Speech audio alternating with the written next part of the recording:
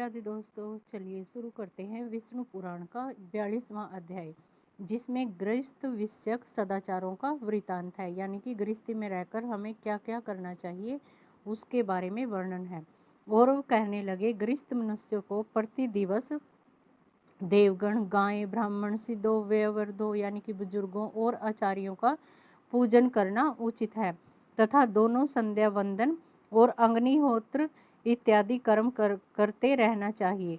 संयम रहकर गृहस्थी मनुष्य को सदैव किसी स्थान पर बिना कटे 2 कपड़े, श्रेष्ठ औषधियाँ तथा गारुण विष नष्ट करने वाले रत्न धारण करने चाहिए।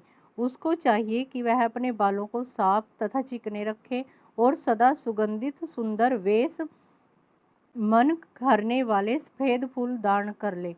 किसी का किंचित अर्थ भी धोखे से न ले तथा थोड़ा सा भी कड़वा न बोले, मिथ्या भाषण न करे यानी कि झूठ न बोले तथा कभी भी अन्यों के दोषों पर टिप्पणी न करे।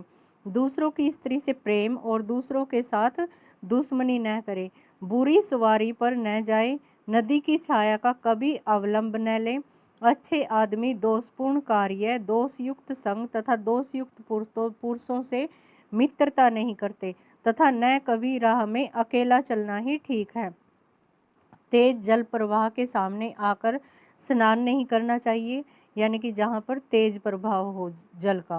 प्रज्वलित मकान में मत जाओ और पेड़ की चोटी पर कभी न चढ़ना चाहिए। दांतों को आपस में नहीं रगड़ना चाहिए। बंद मुंह में न खांसना चाहिए। अट्ठास करके नहीं हंसना चाहिए। नाखून नहीं चबाने चाहिए। तिनका न तोड़े, धरती पर भी नहीं लिखना चाहिए। अच्छे पुरुष को मूछ दाढ़ी के बाल नहीं चबाने चाहिए।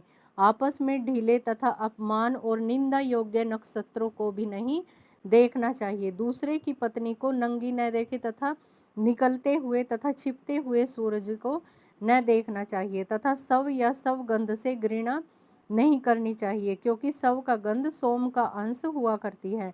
रात्रि के समय चौराहे पर न जाएं, शमशान में अकेले न जाएं, उपवन में न डोले तथा पराई स्त्री के पास रात के समय नहीं जाना चाहिए। मनुष्य को देवता, ब्राह्मण, तेजमय पदार्थों की छाया का लंघन नहीं करना चाहिए। शूद्र, बनखंडी या खाली घर में अकेला प्रवेश नहीं करना चाहिए। बाल, हड्डी, कंटक, अपावन वस्तु, बलि, भस्म, तूष और नहाने की वजह से भीगी धरती को दूर से ही छोड़ दे। अनार्य व्यक्ति का संग नहीं करना चाहिए। कुटिल मनुष्य से प्रेम नहीं करें।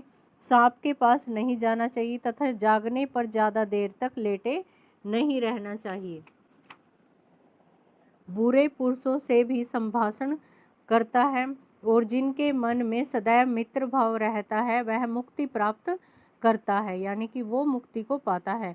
जो मनुष्य कभी काम, क्रोध, मद, लोभ, मोह के वश में नहीं हुआ करते और सदाचार करते हैं, उनके प्रभाव पर ही भूमि स्थित है।